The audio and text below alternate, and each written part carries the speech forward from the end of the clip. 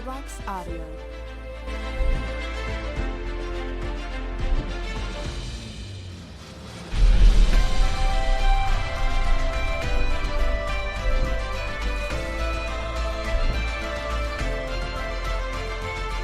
Storybox Audio.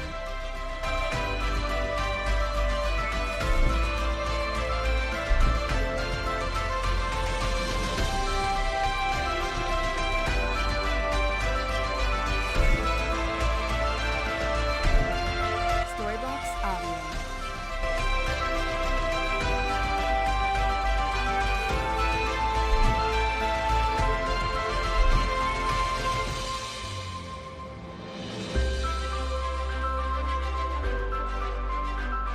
Storybox Audio.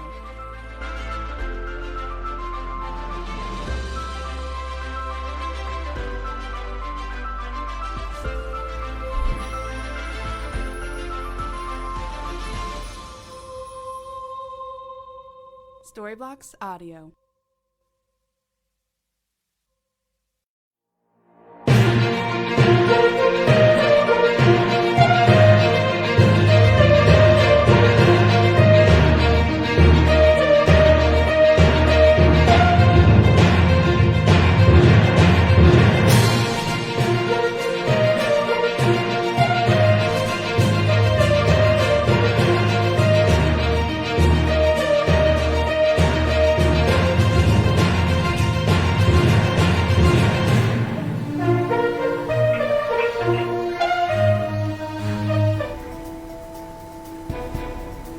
Bună seara, România! Bună seara tuturor românilor de acasă și de pretutindeni! Rețeaua profesioniștilor a decis să participe la alegerile parlamentare. Pe data de 5 octombrie s-a semnat protocolul dintre Partidul Neamul Românesc și platforma electorală Rețeaua Profesioniștilor Renaștem, prin care Partidul Neamul Românesc pune la dispoziția platformei profesioniștilor dreptul de a depune liste de candidați la alegerile parlamentare viitoare. Pe listele de candidați pe care le pregătim vor figura profesioniști din Rețeaua Profesioniștilor Renaștem, din Partidul Neamul Românesc, din diverse partide neparlamentare sau independenți, care vor îndeplini criteriile de competență profesională și moralitate civică pretinse de inițiatorii platformei. Sperăm să ni se alăture cât mai multe partide neparlamentare pentru a realiza unitatea forțelor politice patriotice care se opun dictaturii partidelor parlamentare.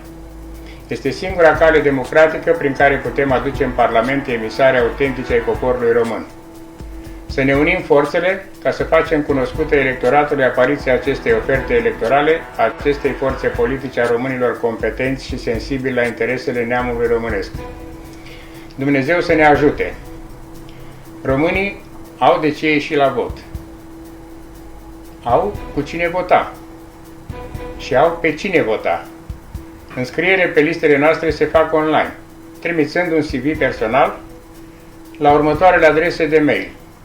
Puneți numele județului în care locuiți, arondrenaștem.ro, numele sectorului în care locuiți pentru bucureșteni, arondrenaștem.ro, adică sectorul 1 arondrenaștem.ro, sau numele țării în care munciți și vă aflați, urmat de arondrenaștem.ro. Sunt 18 state cele mai populate de către români care se află la muncă și asta trebuie să o faceți până la data de 21/10/2020. Deci 4 zile ne despart de data la care se depun candidaturile și listele de semnături.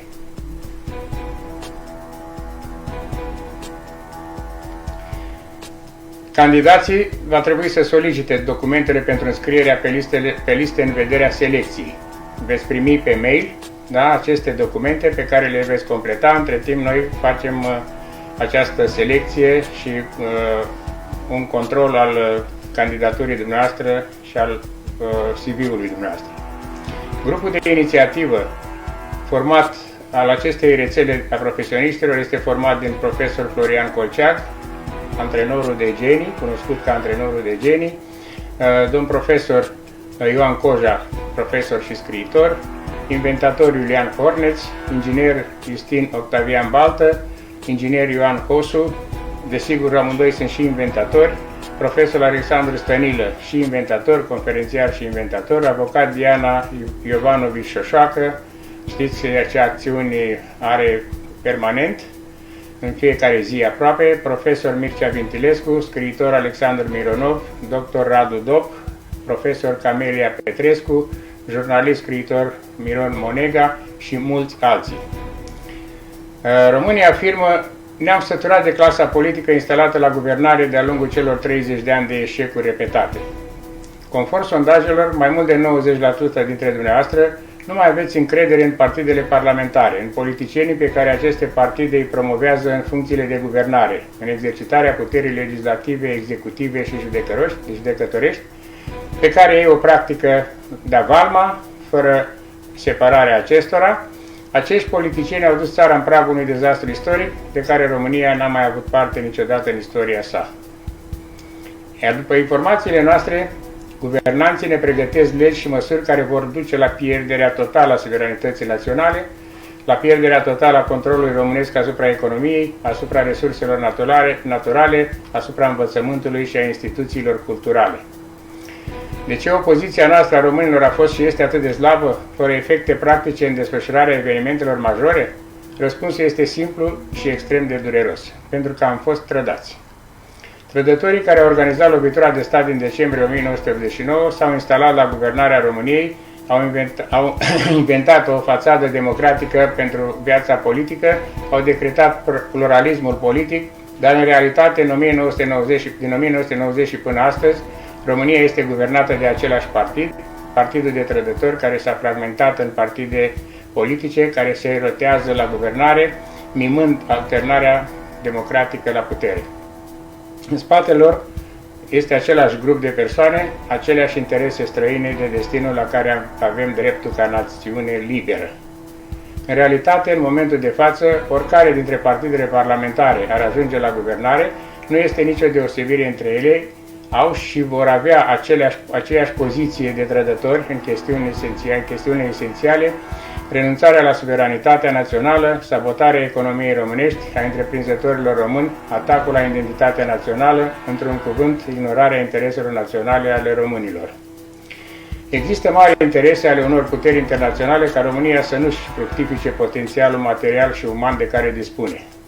Sunt mulți cei care râvnesc la bogățiile naturale ale României. Sunt mulți cei care sunt conștienți că românii au genetic o înzestrare intelectuală deosebită, un potențial creativ, cum nu mai găsești la multe popoare. Sunt multe cancelare străine care sunt conștiente că românii, dacă vor fi lăsați de capul lor, vor deveni unul dintre cele mai puternice state din Europa. Invitații mei din această seară, domnii profesor Coja, domnul inginer Baltă și domnul inginer Hosu, le-aș pune următoarea întrebare. La inițiativa pe care am întreprins-o pentru înlocuirea acestor partide parlamentare veșnice de 30 de ani, care au șefuit această țară, și întreb: se justifică inițiativa noastră de a introduce în Parlamentul României și profesioniști? Profesionistul, cel care în situații dificile găsește soluțiile salvatoare, cel care știe să facă, știe să dreagă, știe să investească, să analizeze, să programeze, să se gospodărească. Vă rog, domnule Baltă, să începeți dumneavoastră cu un răspuns la această întrebare, care de fapt sunt mai multe. Da, sunt mai multe întrebări. Însă, realmente nici nu știu cu care să încep mai întâi. Care credeți din tot ce ați întrebat este cea mai importantă? Cum justificăm participarea la guvernarea profesioniștilor? Să rămânem la cea principală. Ok. Părerea mea că justificarea o facem prin modul în care îi alegem pe candidați. Acești candidați, în primul rând, nu sunt propuși de partid. Sunt candidați care și-au trimis CV-ul sau propus ei însăși și sunt candidați din toate regiunile țării, care au fost propuși de familie, de prieteni, de colegi de birou, de oameni care îi cunosc. Deci este o diferență extraordinară dintre acești candidați și cei care sunt în mod obișnuit puși pe liste de partid și nimeni nu-i cunoaște în locul unde ei vor fi votați. Este pentru prima oară, trebuie să spunem, este un lucru care se întâmplă, un lucru istoric, popular, democrat, care pornește din inima poporului.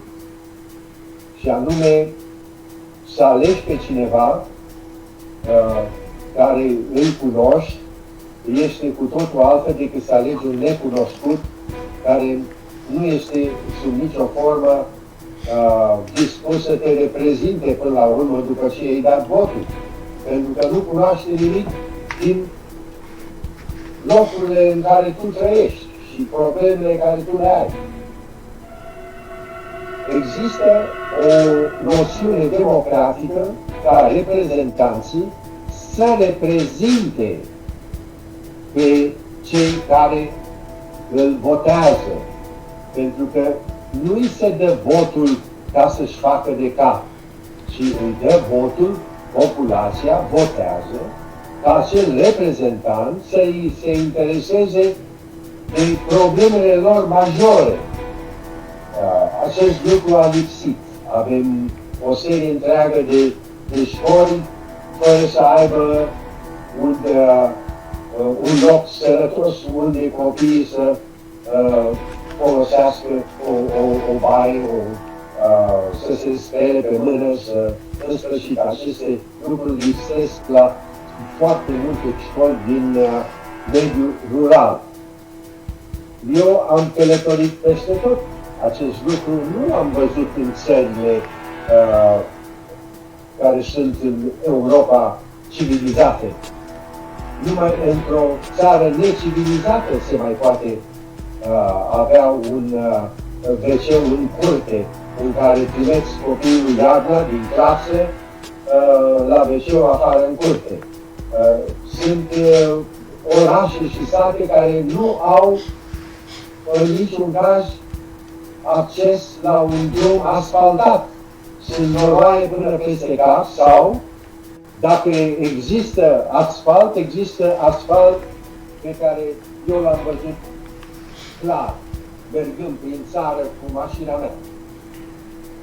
Deci principala dintre ce spuneți dumneavoastră este legarea de glie a candidatului și acolo unde are votanții. El trebuie să reprezinte cu mult interes aceste necazuri pe care le are populația din zona în care locuiește. Trebuie să le reprezinte interesul, trebuie să le programeze viitorul. Este motivul principal pentru care te duci la vot și votezi pe cineva. Și am să cer și părerea colegilor mei care probabil că au ceva de spus la acest lucru. Da, domnul profesor Coja? Păi cum să nu fie nevoie de profesioniști în Parlamentul României? De profesioniști este nevoie în orice instituție serioasă. Iar Parlamentul nu e numai o instituție serioasă, dar este cea mai importantă instituție a unui stat democratic. Din Parlament pleacă legile, iar legile nu pot fi făcute decât printr-o cunoaștere bună a situației din țară. A cunoaște situația din țară și câteodată de pe planeta întreagă este ceva la îndemâna specialiștilor. Din păcate, în Parlamentul României, acești specialiști din 1990 încoace sunt din ce în ce mai puțini. Cu fiecare legislatură, numărul specialistilor a scăzut. Mă gândesc în primul rând la specialiștii autentici, cei care vin cu o pregătire unanim recunoscută. Ori din 90 până acum a sporit numărul parlamentarilor impostori, dovediți ca atare, chiar în funcții înalte, cum ar fi aceea de prim-ministru, în funcția de președinte al partidului de guvernare și chiar în postura de candidat în turul al doilea la președinția României s-au aflat destui impostori. Și când spun impostori, mă gândesc în primul rând la obrăznicia de a-și lua doctorate false, câteodată chiar și licențe false, la acest nivel înalt, cum spuneam. E vorba de funcția de prim-ministru, pe care a onorat-o la asemenea impostor, pentru funcția de președinte al țării, onorată tot de doi impostori mari. Ultimii doi președinți sunt niște impostori, în mod categoric. Și dacă de la acest nivel descoperim că s-a instalat impostura, nu e de mirare că guvernul și parlamentul sunt populate de impostori, nu de specialiști. Și nu numai, s-a propagat până la ultima funcție în stat. Această... Dacă la nivelul cel mai înalt există impostură, aceasta se propagă până la cele mai umile funcții. Cazurile recente descoperite de persoane care au fost sau mai sunt încă în funcții importante, fără să aibă studii, dar numai că n-au studii, au produs dovezi false, dovezi contrafăcute, că ar fi promovat niște examene, că ar fi promovat niște studii. Este jenant. În alte țări se petrec lucruri de genul acesta. Dar au demnitatea minimă cei care sunt descoperiți cu aceste falsuri să dispară din viața politică. Lucrul ăsta nu se întâmplă la noi. Mă gândesc la un Victor Ponta, sau cum îl cheamă, care a fost dovedit că și-a falsificat doctoratul, că altcineva i-a scris doctoratul și l-a plagiat, acuzații care a existat și în cazul unui înalt funcționar român trimis la Bruxelles să facă ordine în toată Europa. Mă gândesc la amețita aia de procuror general care a fost Codruța, cum o mai cheamă? Căveș. Căveș, da. Cu un doctorat plagiat și ea. Nenorocirea este că avem și un corp de judecători, de magistrați, plin de incompetenți, plin de impostori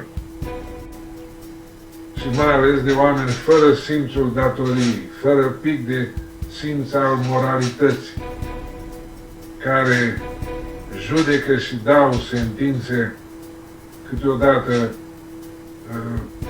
prin care distrug viața unor oameni sau, dimpotrivă, salvează de la pedeapsa meritată niște infractori de speță joasă. Speța joasă a infracțiunii, dar funcțiile acestora sunt foarte înalte. De curând un fost deputat, Cristian Ristea, parcă, a apărut pe viața publică cu destăinuiri foarte grave la adresa unor persoane implicate în statul subteran, adică în structurile care guvernează România fără să fie știute de mare public. A descoperit astfel de declarație, a dat și vestitul portocală cu dezastrul. Mai amărât de procuror. Și Rizi îl cheamă cel de la care din Republica Moldova, acum și-a avut ultimele intervenții pe posturile de televiziune, cred că. Listea vine cu dovezi extrem de grave, care îl privesc pe un George Maier, pe Vasile Dâncu, pe Victor Ponta, privesc acest stat paralel despre care nu vorbim suficient de mult. Este adevărat.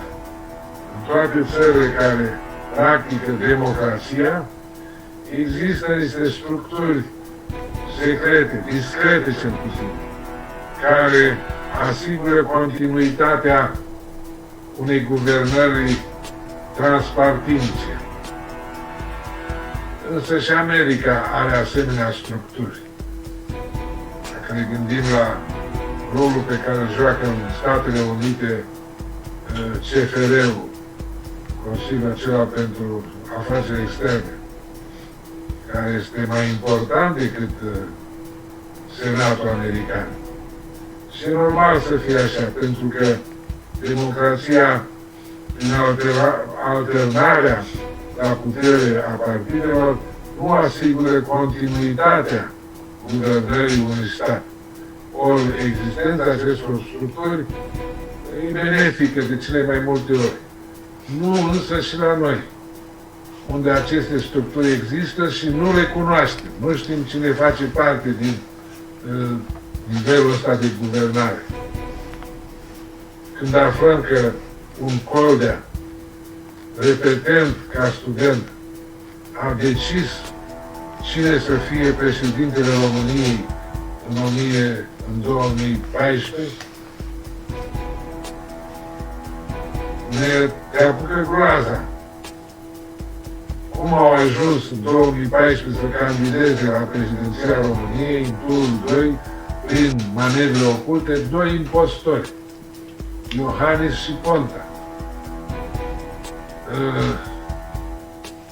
E grav, e foarte grav că ajungem la situația aceasta.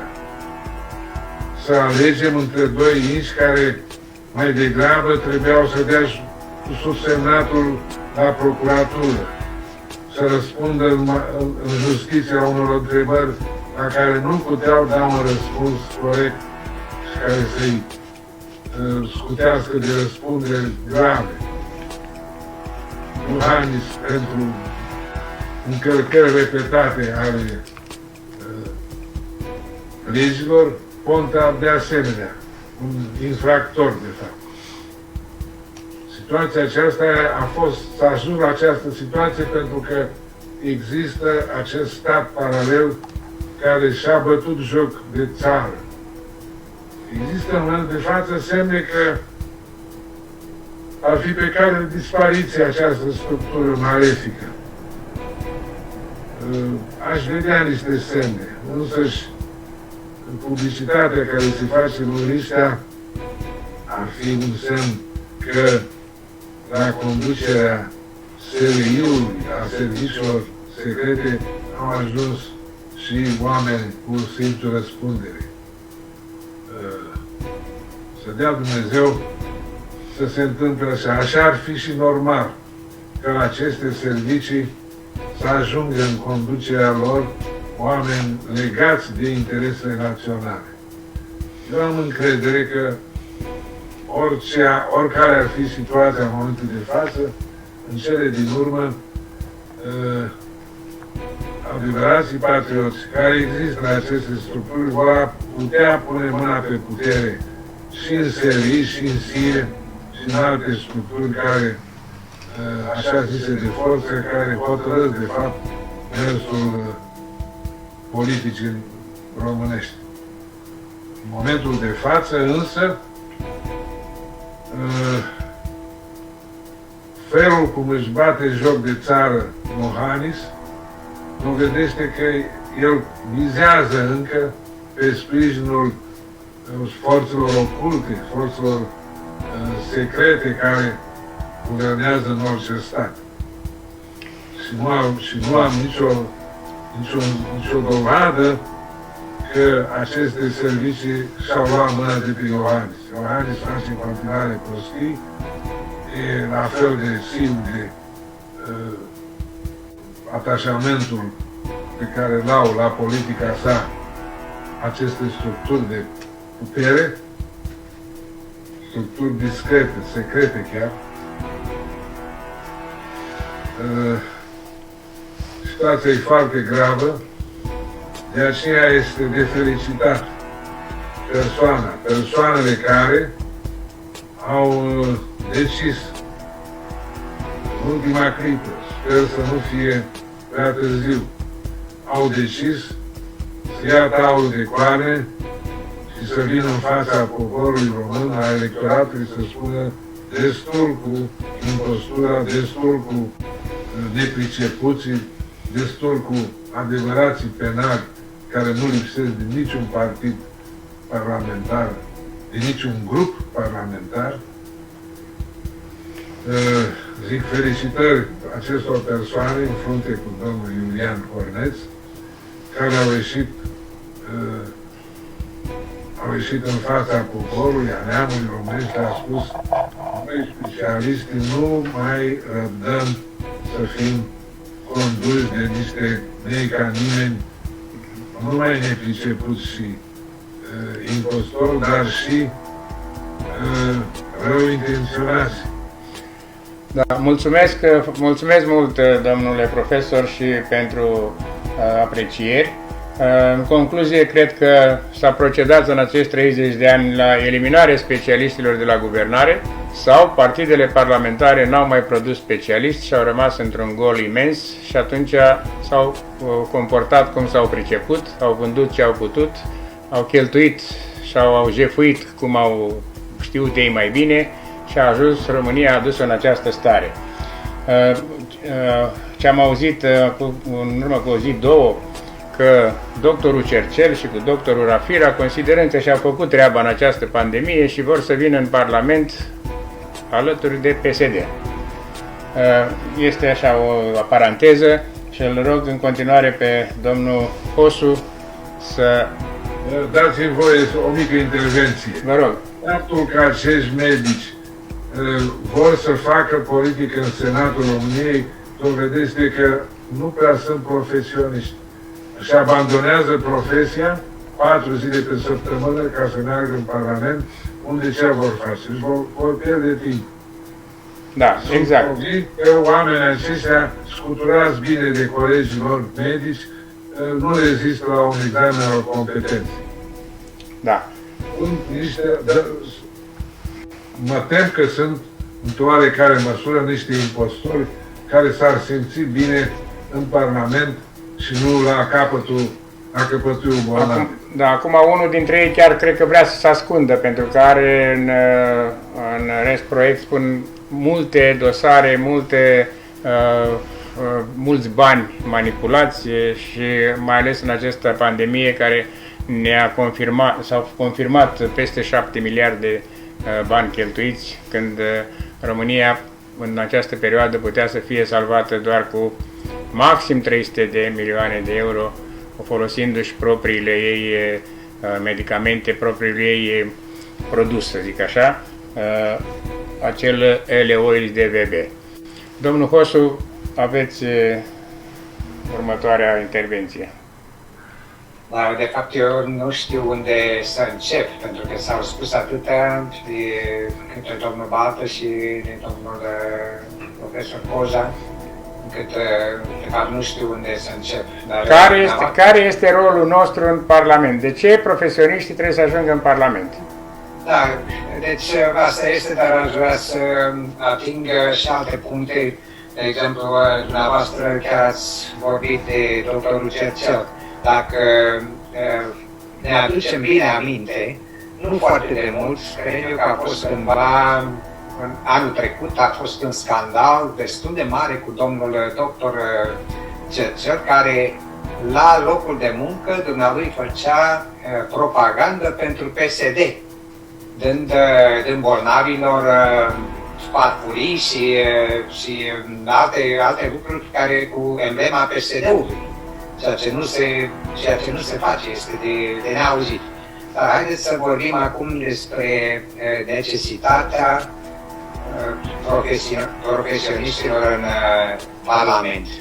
Așa cum a spus și domnul Baltă și domnul Coja, la ora actuală în Parlamentul Român este plin de impostori, dar nu numai atât, plin de penali. Deci, și s-au înmulțit și se mulțesc pe zi ce trece. Și dacă ne uităm așa puțin mai adânc la ceea ce se întâmplă, a fost, haideți să spunem, nu de mult, să vă spun chiar și ziua în care a apărut un asemenea articol, prin care în ziarul.com Viorica Dăncilă spunea că Dragnea nu o mai vrea pe lista de parlamentare pentru că ea nu a dat administrații și grasieri. Și o dorește pe o anume altă individă, Carmen, și nu știu mai cum o cheamă pe dumneaei. Deci, Carmen Dan, așa o cheamă. Și adică întrebarea pe care eu mă pun, dom'le, unde a ajuns această țară? Unde a ajuns cu acești criminali? Criminalul ăsta, banditul ăsta, că altfel n-am cum să-i spun, este în pușcărie și dumnealui dă ordine. Cine poate și cine nu poate să participe la parlamentare. Pentru mine asta nu s-a mai auzit, poate s-a mai auzit undeva prin Mexic, când erau acei traficanți de droguri care erau băgați în pușcărie și din pușcărie dădeau ordine de ce să facă și cum să se facă, dar în România, în zilele acestea, în 2020, în România să se întâmple așa ceva, pentru mine este absolut strigător la cer. Eu vă rog să nu vă mirați că mafia e mai mare în România astăzi, a depășit multe țări cu mare experiență în tradiția mafiotă. În România sunt clanuri și mafie pe toate palierele. Da, asta este, cum se spune și în alte părți, ceea ce vedem din când în când, că este la iară, nu e nici măcar vârful ghețarului, cum ar veni. Că ceea ce se întâmplă probabil este mult mai, adică societatea este penetrată de acești mafioți care și-au făcut, și-au întins tentaculele cam peste tot în sistemul judiciar, în sistemul asta, am văzut ce s-a întâmplat și la alegerile locale și peste tot sunt băgați și nu vor să lase pentru nimic în lume. Adică fură în continuare și bineînțeles că nu vor să facă, să se lase asta din mână. Puterea nu se cedează, domnul Hosu, puterea nu se cedează, niciodată nu s-a cedat. Ea trebuie luată. Asta este și singura noastră armă este să-i dăm la o parte și să punem în Parlament oameni integri, oameni care nu pot fi cumpărați. Nu pot fi cumpărați de firme străine care vin să fure avuțiile țării, nu pot fi cumpărați de anume interese personale pe care fiecare și le face, își spune de fiul, fiica, cumnatul, cumnata, sau vorba aia se naște o nepoată și la vârsta de 6 luni nepoata are deja o vilă pe malul mării sau undeva. Deci țara este condusă de niște impostori, de niște analfabeți, foarte mulți sunt analfabeți, de oameni care și-au fabricat diplome de doctorat sau de altfel de diplome pe care le-au tipărit, probabil că am auzit de cazuri de genul acesta, că s-au înființat facultăți fictive sau peste tot în lume, de fapt, și se plătește o sumă modestă și da, îți dă o diplomă de doctorat. Am văzut la un moment dat, cu ani de zile în urmă, am văzut chiar că s-a scos cineva că ar fi absolvit undeva la Harvard. Și când am început să caut această persoană, să vedem în absolvenții de la Harvard, ăsta nu apare. Deci, falsul dom'le, fără rușine fac treaba aceasta. Deci, țara fiind condusă de niște persoane care nu au nici cea mai mică idee cum se poate conduce o afacere cât de mică, da, apoi un minister sau o ramură economică așa de importantă, asta unde poate să duce la dezastru. Dezastrul pe care îl trăim în ziua de astăzi și îl trăim de acum 30 de ani. Cei care s-au instalat la putere se schimbă un partid pe altul, se luptă în Parlament de ochii lumii și după aceea dumnealor ies la un mic și la o bere, se acoperă unul pe altul și se îmbogățesc peste noapte. Ce au mai făcut dumnealor? Au avut mare grijă să pună mâna pe sistemele de comunicație, pe radio, pe televizor, pe ziare. De exemplu, astăzi de dimineață tocmai l-am sunat pe domnul Baltă și am spus, uitați domnule, ce rău îmi pare că nu am pe acest site ziare.com a apăruse un articol în care un anume individ care fusese în primăria orașului București, de asta mi se ciudă că n-am reținut numele, în 2012 dumnealui acumulase 100 de apartamente. Vă dați seama, 100 de apartamente. Și am zis, las, că articolul respectiv va fi acolo și la o oră după aceea am intrat din nou pe acest site să văd despre ce este vorba. Articolul a dispărut. A dispărut. Deci, sunt foarte controlați dumnealor și peste tot pe unde vezi în ziare COVID. Păi stai domnule, numai de COVID vorbim. Nu putem vorbi, de exemplu, și de realizările din România, nu putem vorbi mai pe larg de mașina electrică pe care o va face Dacia. Nu putem vorbi de asta, nu putem vorbi de invențiile românilor, nu putem vorbi de știu ce au făcut de, cum să spun, inventatori, că avem inventatori ca dumneavoastră, domnul Orneț, inventatori cu niște brevete foarte importante. Îl cunoaștem, l-am cunoscut personal și pe domnul Bordeianu, iarăși, invenții extraordinar de importante. Pe domnul Marcel Ionescu, și dânsul, invenții importante, dar nimeni nu are interesul să promoveze aceste invenții. De ce? Pentru că niște analfabeti sunt la conducerea țării și scopul lor nu este acesta, este să meargă, să vândă tot ce pot și să introducă cât se poate companiile străine care să preia tot ce are mai bun această țară. Deci, eu cam atât am avut de spus și aș spune mult mai multe, dar cred că timpul nu ne permite. Sigur, să și mai avem și un subiect și aș interveni eu cu o dovadă că mass media este vândută, da?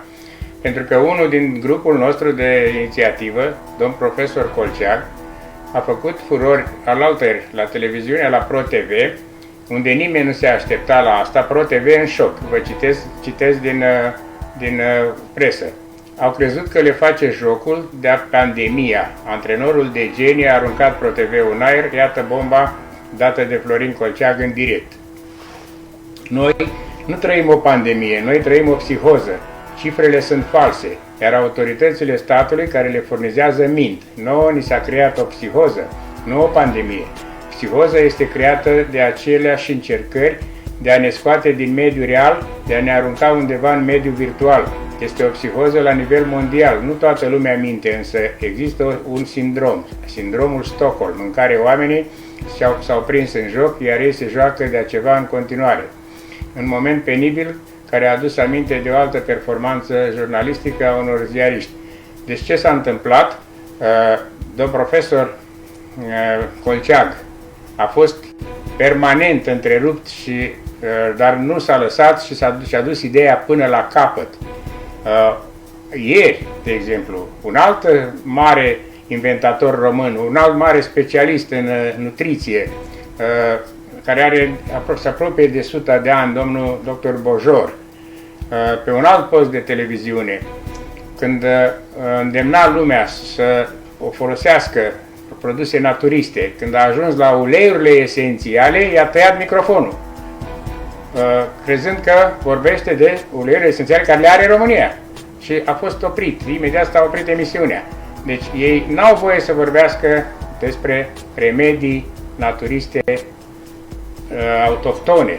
N-au voie să se exprime decât să invită pe cei care le fac jocul, și astea au fost, să zic așa, 2 zile la rând, cu niște excepții și unde domnul profesor Colceag nu s-a prins în jocul lor, la fel și domnul profesor Bojor. Pentru că sunt oameni integri, da? Nu acceptă minciunile și farsele pe care vor să îi implice. Da. Aș vrea să... Dacă îmi permiteți, aș vrea să... Vă rog. Fac o mică corectură la ce a spus domnul coleg Hosu, să nu fie iertat. Eu trăiesc aici în București, dumneavoastră sunteți mai departe și nu cunoașteți toate detaliile, dar cred că sunteți greșit informat în ceea ce îl privește pe mafiotul Liviu Dragnea. E probabil să fie avut niște păcate acest politician, pe care nu l-am cunoscut niciodată, n-am dat mâna cu el, dar am apreciat programul de guvernare cu care au câștigat alegerile PSD-ul ultima oară. Și acel program de guvernare era foarte ambițios și realist. Mai mult de atât, Liviu Dragnea este legat de câteva tentative legislative foarte benefice pentru România, cum ar fi impozitarea marilor companii internaționale, impozitarea lor corectă, cum ar fi legea pentru aducerea în țară a tezaurului depus în mod abuziv la Londra, 100 și ceva de tone de aur. Sunt măsuri pe care le-a încurajat Dragnea, le-a promovat, o fi având de niște păcate, dar a avut acest puseu naționalist, pentru care a fost aspru pedepsit. A pedepsit în primul rând Iohannis că nu i-a permis să fie prim-ministru și din cauza asta, pentru că programul era conceput de el și pentru programul ăla el și-a pus, ca zic așa, toată cariera la bătaie și a fost nevoit să pună prim-ministrii alte persoane care nu s-au arătat vrednice de această funcție. De aceea le-a tot schimbat. Dar ce a vrut el să facă era de bun augur pentru țară. Iar felul cum a fost pedepsit printr-un proces scandalos de abuziv, pentru așa ceva nu se face 3 ani de pușcărie cum face el pentru ce a făcut la referendum. Este exclus. Este un abuz de justiție extraordinar de mare să-l faci cu a 3-a persoană importantă din stat, președintele Camerei Deputaților. Îl pedepsești pentru ce? Pentru niște fapte. De ce? Pentru că a avut niște inițiative legate de interesul național. Inițiative care au displăcut unor organisme internaționale, acele organisme care se află în spatele loviturii de stat din decembrie 89 și în spatele asasinării lui Ceaușescu și al lui Gaddafi și altora. Domnul Dragnea se poate considera un norocos că face pușcărie și că n-a pățit-o mai rău, pentru că a supărat pe mari asasini economice ai planetei. Ce a vrut el să facă cu impozitarea companiilor, cu redevențe mai mari pentru țara românească în ce privește exploatările petroliere și alte inițiative legislative, sunt lucruri cu care a supărat, să zic așa, oculta mondială. Am intervenit, domnule coleg Cosu, pentru că cunosc detalii pe care dumneavoastră poate nu ați avut acces la ele. E foarte probabil ca Liviu Dragnea să fi făcut o mulțime de ilegalități, dar un om poate să-și revină, un om politic poate să-și revină din greșeală și semnul revenirii, îndreptării unei cariere politice este întotdeauna revenirea la apărarea interesului național. Eu aștept și de la mafioții din politica românească să descopere obligația de a respecta și a susține interesele naționale, indiferent de păcatele lor de până acum. Da, mulțumim foarte mult. Aș vrea să trecem la următorul subiect. Din știința mea, democrația înseamnă separarea puterilor în stat, ea așa funcționează. La noi este o excepție, se numește dictatură, unde este un clan format din legiferare, administrare și justiție, un CCR care este tot al lor, un avocat al poporului care este tot al lor. Poporul ce mai are? Domnul Baltă, ce mai are poporul? Bine, aș vrea să dau dreptate domnului Ioan Cosu în ceea ce a spus despre acest criminal care este Dragnea. Cu toată aprecierea că el a mințit absolut în programul lui, care era atât de patriotic, dar de altfel în program al tuturor partidelor care au fost la guvern, au avut program patriotic demn de felicitat. Nu există, mai iertat. Domnul Coza, nu v-am interzis să ziceți tot ce ați vrut să ziceți, dar acum o să mă lăsați să spun. Deci, ca atare, toate partidele parlamentare de timp de 30 de ani au avut programe de dezvoltare, de autostrăzi, de spitale, de așa de frumoase, așa de imposibil să nu iubești. Însă, din momentul când au luat puterea, după ce au luat puterea, au spus o situație atât de gravă că trebuie să ne ocupăm de altceva și s-au ocupat de furt, de jaf al țării, de distrugerea țării, distrugerea neamului românesc, fără niciun pic de rușine au vrut să schimbe orice avans care noi l-am avut pe linie internațională împotriva corupției, a fost distrus de Dragnea și de toți argotanții lui care nu au făcut altceva decât să distrugă statul de drept român. Noi făcusem deja anumite progrese împotriva celor care erau cu dosare penale și ne-a luat pur și simplu din momentul în care au dat-o afară pe Codruța Kövesi, din acel moment nu s-a mai rezolvat niciun dosar.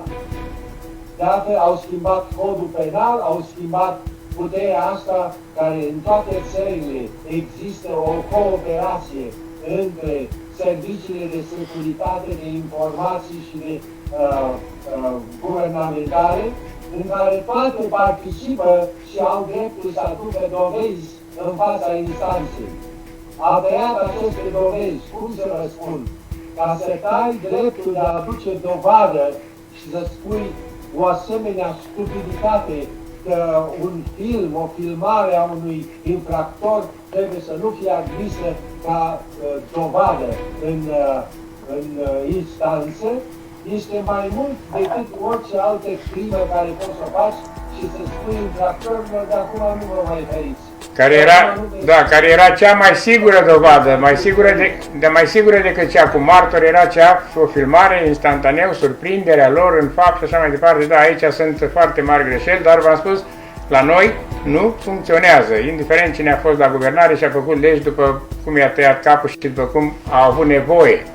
Da? Dar n-au respectat programul lor. Pe mine asta că au făcut programe frumoase, au făcut ca să ia votul oamenilor, să păcălească, să manipuleze. Să-i minte. N-au respectat programul de la campania electorală.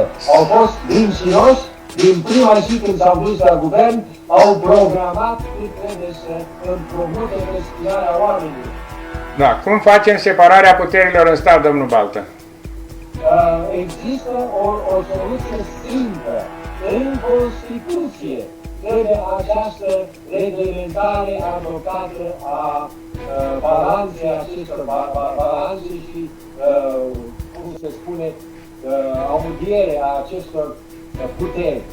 Nu există ca puterea judecătorească să fie la terenul politicienilor și ei să numească din politic oameni la Curtea Constituțională, iar Curtea Constituțională să joace un joc atât de murdar încât să dea unui ministru mai multă putere decât are prezidentul. Asta n-a mai fost făcută nicăieri în nicio țară din lume democrată. Noi avem o țară dictatorială, o dictatură de partid și să mă ierte domnul Cojac, dar eu nu sunt mândru să fiu într-o emisiune când cineva alături de mine se dovedește a fi PSD-ist. Dumneavoastră trebuie să răspundeți, domnul Cojac, cât sunteți pentru popor și cât sunteți pentru aceste parlamentare partide. Nu știu să le numesc, sunt veși, sunt absolute minorități de infectate de politicieni corupți care au ajuns la putere și nu mai dau puterea din mână, au schimbat legile electorale încât nimeni nu mai are dreptul să fie votat, candidat sau să participe la viața politică. Numai ei participă. Răspundeți, domnul Coja, pentru că această... Aveți dreptul la replică, domnul Coja. Da, domnul Iustin, de unde a scos povestea asta cu eu PSD-ist? Eu sunt în stare să recunosc când are dreptate și adversarul. Și în chestiunea aceasta, și anume, aducerea aurului înapoi de la Londra, ridicarea redevenței la care avem dreptul din partea celor care exploatează petrolul din Marea Neagră și care plătesc o redevență rușinos de mică, sau în chestiunea companiilor internaționale care au numai beneficii și nu plătesc propriu-zis niciun fel de impozit pe profit, eu în aceste trei chestiuni sunt complet de acord cu ce le propune, chiar dacă este de la UDMR, adversarul cu care mă confrunt de 30 de ani. Sigur că nu au știut să le gestioneze. Domnul Coza, eu despre asta am vorbit, domnul Hosu. Eu despre asta am vorbit. Despre faptul că Dragnea a propus aceste legi. Domnul Coza, nu ați vrut, sunteți foarte deștept, dar nu atât de deștept încât să mă închideți gura. Eu nu m-am întrebat acest lucru, m-am întrebat la cele referitoare spuse de mine, la distrugerea statului de drept, la informațiile de la când au câștigat votul și cu un vot minoritar, cu un mandat minoritar, au câștigat votul, au fost la putere și nu au respectat ceea ce ei au propus votanții. Și-au promis, da. Programul politic al lor n-a fost respectat. Transmite toate problemele astea care sunt. Iarăși, acum chiar nu vă înțeleg. Eu am vorbit despre Dragnea, care este judecat și condamnat pentru că a avut aceste inițiative legislative. E părerea mea. Asta a fost judecat și condamnat. N-au putut să demonstreze altceva, de adevărat, pentru că a fost apărat de oameni corupți, n-au putut să demonstreze decât falsurile care le-a făcut. Și a făcut falsul. În acte publice. Și a fost condamnat pentru treaba asta. Cu suspendare. Nu judec falsurile acelea despre care nu sunt singurul care spune că au fost niște abuzuri ale magistraților să-l condamne pentru niște falsuri minore. Eu mi-am luat răspunderea de a recunoaște acestui individ care probabil a făcut o mulțime de rele și dacă vreți vi le spun, și știu că a făcut prost și împotriva intereselor naționale, dar îi recunosc acest merit, domnul Cosu, de a fi promovat niște legi cu care i-a supărat pe asasinii economici ai României. Și este în pușcărie pentru motivul ăsta pe care nu declară tribunalul care îl condamnă, ci îi găsesc un fleac pe care îl umflă, îl exagerează, fac din țânțara măsar ca să-l condamne. Dar adevăratul motiv pentru care Dragnea este în pușcărie este acesta, că a promovat o lege prin care să fie adus înapoi tezaurul de la Londra, că a cerut redevențe mai mari pentru statul român și le-a cerut companiilor internaționale care plătesc impozit pe profit și fac fel de șmecherii ca să declară un profit zero, că nu-și plătesc impozitul. Să le facă ei, nici nu-l plătesc și tot ce fac profit îl scot afară. Bineînțeles că au profit. Și cu asta eu am fost de acord. Fel și fel de tertipuri. Deci Dragnea pentru mine, repet, e unul dintre puținii politicieni pe care nu-i cunosc personal și căruia îi pot reproșa foarte multe, îi trec cu vederea orice în fața acestor inițiative legislative care erau foarte utile. E o minciună că el face Doamna Dăncilă a fost utilă. Doamna Dăncilă a fost utilă ca prim-ministru și ne-a reprezentat datorită lui Dragnea și a adus o serie întreagă de oameni care erau nimica. Nu. Întrebarea mea. Alea sunt greșeli. Împotriva acestor inițiative pe care le-a avut Dragnea, cu aurul și... Ceea ce a făcut Dragnea a făcut să fie șeful mafiei și a demonstrat-o prin faptul cum a comandat parlamentarilor să voteze cum vrea el. Dom'le, dacă era așa, a scăpat de închisoare.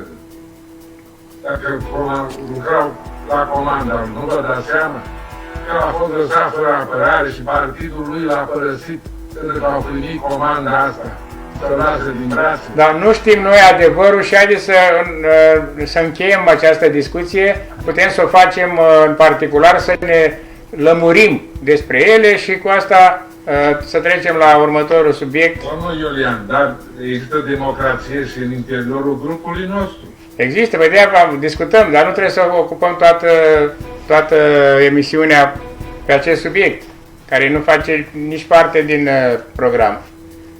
Să discutăm despre separarea puterilor în stat.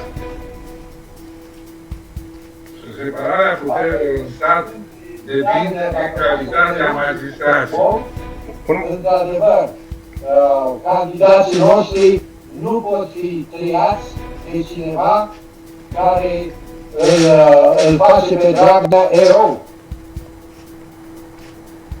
Asta este peste măsură imposibil de suportat. Da, aici e un pic exagerat, pentru că Dragnea nu este un erou și nu l-a făcut nimeni erou.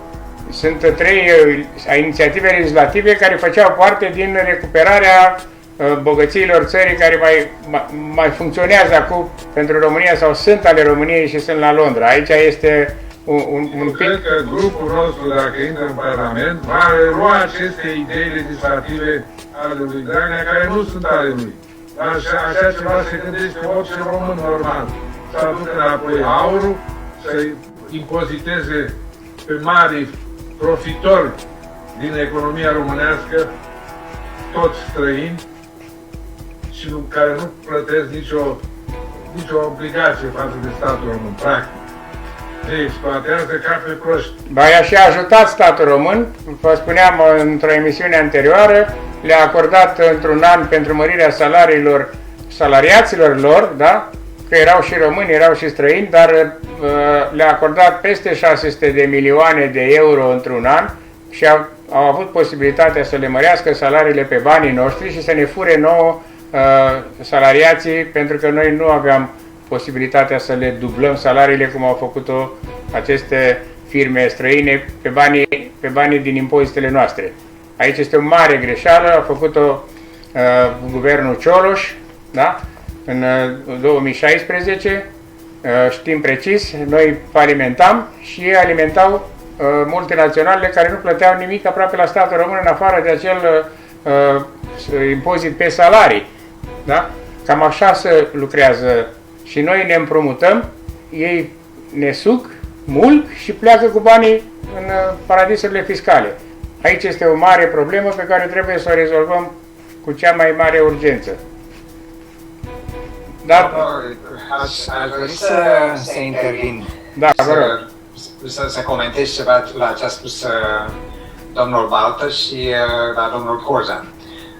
Domnul Coza, dumneavoastră a spus că, într-adevăr, Dragnea ar fi avut anume inițiative care au fost, probabil, inițiative pe hârtie. Îi dau dreptate domnului Baltă, în sensul că, odată ce a ajuns la putere, dumnealor s-au îngrijit de altceva decât să fure. Ca să vă spun, numai o clipă, n-am terminat încă. Ca să vă dau un simplu exemplu. Pe data de 2 septembrie, acum cât am făcut această pauză, pe data de 2 septembrie 2017, anunțul lui Dragnea despre Roșia Montana. Roșia Montana, cel mai mare tezaur al României. Președintele PSD, Liviu Dragnea, a declarat că subiectul Roșia Montana este delicat și trebuie abordat cu foarte multă cumpănire, subliniind că nu a auzit că guvernul sau o altă instituție să înceapă vreun demers. Politicălosul ăsta, când era la putere, de ce trebuie să ia delicat și nu trebuie să meargă direct? Să spună, da, domnule, ăsta e tezaurul românesc, asta este bogăția României și de ce nu trebuie ar trebui să meargă direct?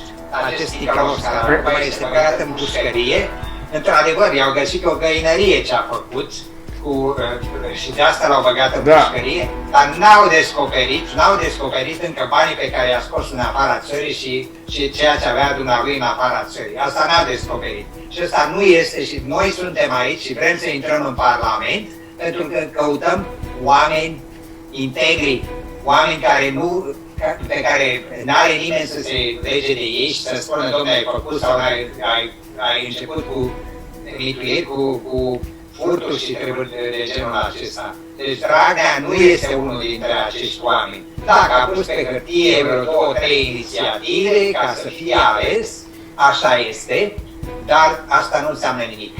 Cei care au fost la putere sau meritat la putere din 2000 sau din 89 până acum, toți au pus aceste lucruri, vai ce frumos va fi și ce voi face. Și au înșelat poporul român că spune, dom'le, hai să votez acum cu ălalt, că parcă pare că ălalt este mai bun decât ăsta și va fura mai puțin. Inițiativele acelea de care vorbim nu au fost pe hârtie, ci au fost trecute prin Parlament și transformate în legi. Legi care nu se respectă de către guvern. Iar în legătură cu faptul că Roșia Montana e un subiect delicat, vă dau această informație. Conform contractului pe care l-au semnat niște guvernanți trădători cu compania canadiană, noi suntem în proces cu compania canadiană care ne pretinde miliarde de dolari pentru că reziliem contractul cu ei. Acest delicat la acest lucru se referea, cunosc foarte bine problema domnul Hosu și este chiar foarte, este delicat și nu e singurul delicat, nu e singurul, de-aia vorbim noi în programul nostru, da? Că trebuie să facem niște revizii, să desecretizăm, pentru că nici nu știm ce e acolo. Și de până nu se desecretizează aceste contracte, nu poți să știi care sunt urmările acestor decizii. Deci sunt multe delicate, nu numai asta cu Roșia Montană. În legătură cu Roșia Montană e deja un proces care se judecă în Anglia și în care suntem în postura de a putea pierde procesul și de a fi bun de plată miliarde de dolari de spăgubire pentru acea firmă canadiană de escroci care au găsit compliți în România să semneze niște contracte cu care ei după aceea s-au arătat în presa canadiană că sunt pe cale să pună mâna pe nu știu ce bogății și le-a crescut acțiunile.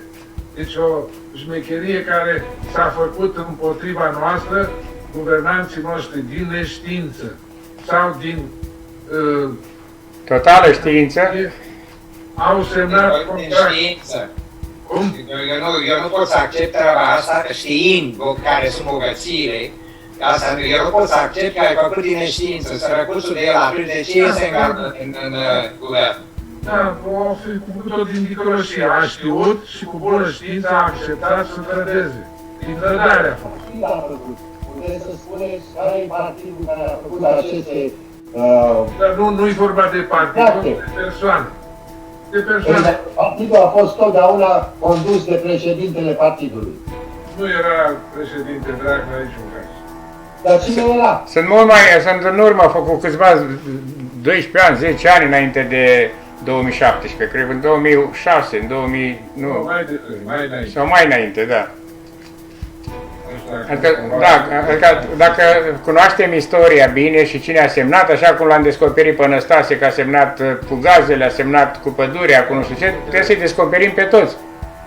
Da? Și atunci putem să facem afirmația. Cine a semnat acel document? Că îl găsim, dar trebuie să desecretizăm parte din aceste documente ca să aflăm cine sunt trădătorii acestui neam. Eu câțiva i-am descoperit, m-am dus cu lista la TV și am citit, da? 12 trădători pe legea biogazului, da?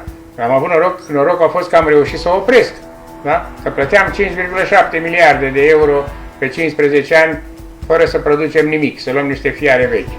Da? Așa putem, ajungând de acolo unde trebuie, putem să facem acest lucru cu toate celelalte trădări, cu toate celelalte documente care au trădat România. Și de-aia zic că să vorbim la concret, pentru că știm ce s-a întâmplat, le știm pe toate, nu știm cine le-a semnat pe toate. Ce comisii au fost în aceste negocieri? De ce s-a furat toată studiul geologic al Roșiei Montane? Cine l-a furat? Cine a dat voie să intre acolo să-l fure? Că era la secret. Da? Serviciile. Au furat hărțile geologice ale României. Așa, da, exact, da. Și acum noi am suferit pentru studiul ăla și am plătit o grămadă de bani. Am suferit apoi 10 ani de zile pentru că, fiind valoarea atât de mare, a mers totul la export ca să plătim datoria, să nu ne pierdem acest tezaur și acum îl dăm la un excroc român care e în Canada. Că e un român, nu știu, Timi, nu știu cum îl cheamă. Da, un evreu displecat din România. Da, adică câteva acțiuni s-au făcut de cunoașterea acestor, dar nu am ajuns la miezul problemei. Că și eu urmăresc, ca și dumneavoastră. Numai că sunt aici și am mai multe informații. Dacă mă întrebați, vă spun. Eu am fost contactat de un român-american patriot pentru că fiica sa lucrează la un grup de avocați legați de acest proces pe care îl avem cu canadieni. Și fiica sa e dispusă să ne sugereze niște căi de atac și eu am încercat să pun în legătură această avocată americană cu autoritățile românești. N-am reușit să găsesc nu instituția, dar persoana din high life-ul politic al României care ar putea să urmărească această idee, pentru că le e frică să fie amestecați într-un proces în care sunt apărate interesele României împotriva unei companii internaționale. Lui Dragnea nu a fost frică. O fi furat el pentru el, o fi furat... Are destule bube, cu Belina, cu nu știu ce, da, sigur, are cu... Trebuie să apreciem acest gest de interes național pe care el a susținut. Și anume, acele idei pe care le-a transformat în legi, domnule. Există legea votată cu privire la tezaurul de la Londra. Și nu face nimic, nici guvern, nici parlamentul, ca să se întâmple ceva cu acel aur. De ce? Pentru că a fost o inițiativă a lui Dragnea. Dar pentru ideea că acel aur trebuia să rămână în țară, s-au pronunțat deja de-a lungul anilor, nu numai Dragnea, ci și partide, cum ar fi Partidul România Mare, cum ar fi PNR-ul și așa mai departe.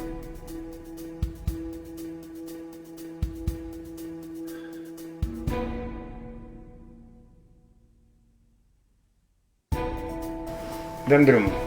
Îmi pare rău că am vorbit în contradicție cu colegii de platou, dar... Da, sigur, contradicția aduce progres, aduce cunoaștere și noi ne zbatem să cunoaștem toate dedesubturile care au fost făcute pentru a prăbuși România și să sperăm că le găsim miezul și să readucem înapoi ceea ce s-a pierdut până acum. Cred eu că... O demonstrare de democrație, dacă am vorbit. Nu v-am înțeles. Și spirit de aleasă colegialitate. Da, o să mai avem discuții pe subiecte, să spun așa, contradictorii, că este necesar. Le putem avea oricând, le putem avea și pe mail, ne putem lămuri dacă aveți întrebări la aceste subiecte. Ceea ce cred eu că ar trebui să înțelegem din această temă, ceea ce cred eu, da? Este că România trebuie să separe puterile în stat, Parlamentul să legifereze, Guvernul să administreze, iar judecătoria să-i controleze.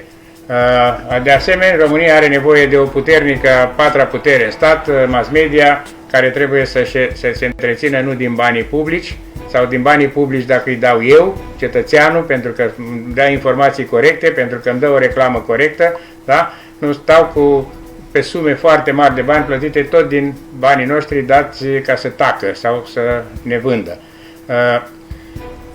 Cred că emisiunea și-a atins scopul.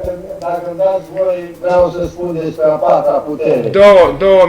Două minute concluzie. Avem suveranitate și poporul să conducă și să controleze pe reprezentanți. Asta trebuie să avem. Da, puterea să avem noi. Am vorbit, am amintit în fiecare seară, domnul Valtă, asta este, puterea decizională să aibă poporul, referendumul să fie decizional, vor fi în Constituția României și atunci sigur că cei care vor fi la conducere vor tremura izmenele pe ei când se face un referendum împotriva lor. Domnul Hosu? Da, tot ce mai vreau să adaug la într-adevăr o discuție chiar și în contradictoriu, este o discuție sănătoasă în care se clarifică anume lucruri. Sigur că da. Tot ce vreau să spun este următorul lucru. Nu contează, după părerea mea, părere personală, noi suntem aici pentru a alege parlamentari care nu pot să fie strânși cu ușa pentru ceea ce au făcut, că au băut în cap, că au furat, că au fost corupți. Deci, oameni ca Dragnea, ca toți ceilalți care sunt, adică foarte mulți din Parlament, nu au ce căuta acolo. Ei nu sunt oameni care au fost oameni corecți și în Parlament intri în slujba poporului român, nu în slujba buzunarului tău Sigur că da. sau a fiului și așa mai departe. Asta este poziția mea și sigur, această poziție nimeni nu mă poate... Să-l lăsăm pe Dragnea liniștea lui acolo, să-și rezolve problemele pe care le are, că în Parlament nu o să mai ajungă. dacă se instituie legile profesioniștilor și se reface ceea ce trebuie refăcut. Domnul Coja, 2 minute. Domnul Coja, 2 minute. Sunt de acord cu ce au spus colegii mei și în mod special cu ce a spus domnul Costru în ultima intervenție și domnul Justin tot în ultima intervenție. Da, mulțumim mult de tot. În această seară închidem aici emisiunea. Ne vedem din nou la aceeași oră mâine seară sau în fiecare seară până la alegeri. Vă dorim o seară minunată. Mulțumesc invitaților, mulțumesc celor care ne-au urmărit și ne vor urmări în continuare. Emisiunea poate fi văzută pe mai multe dintre paginile noastre și grupurile noastre de Facebook, Iulian Horneț sau Reformarea Parlamentului României, pagina Reformarea Parlamentului României, de unde se vor distribui pe toate cele pe care le administrăm. Mulțumim, o seară minunată și să auzim de bine!